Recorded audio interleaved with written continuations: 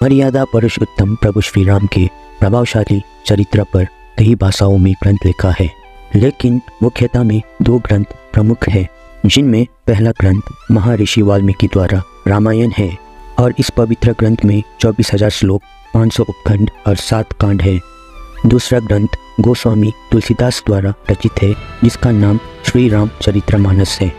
इस ग्रंथ में महर्षि वाल्मीकि के रामायण को सबसे सटीक और प्रामाणिक माना जाता है, लेकिन श्री राम के बारे में कुछ ऐसी बातें हैं जिनका उल्लेख श्री राम चरितमानस या अन्य रामायण में नहीं है।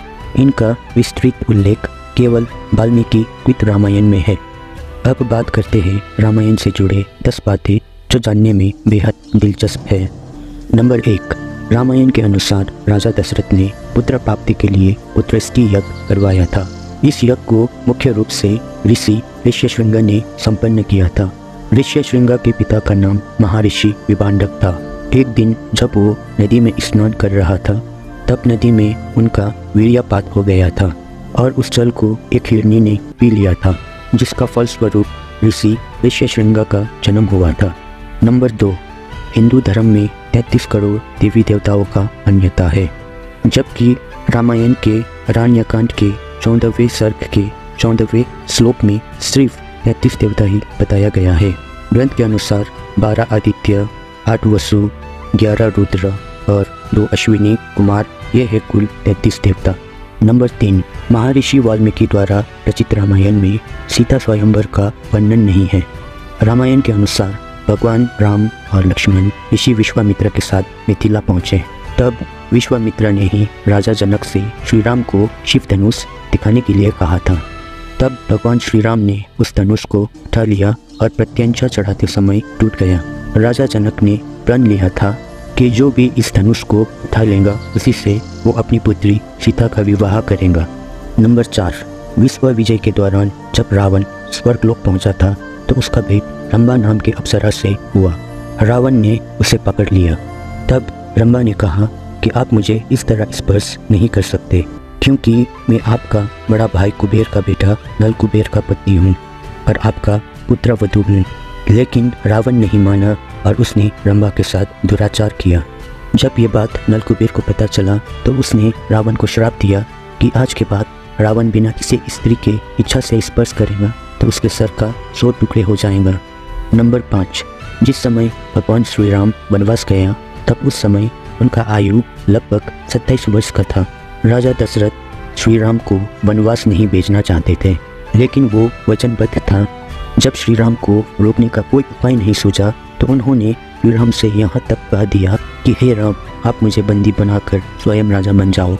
नंबर 6, प्रभु राम के भाई लक्ष्मण ने रावण के बहन शूर्पणखा के नाक कान काटे जाने से ही क्रोधित होकर रावण ने माता सीता का हरण किया था।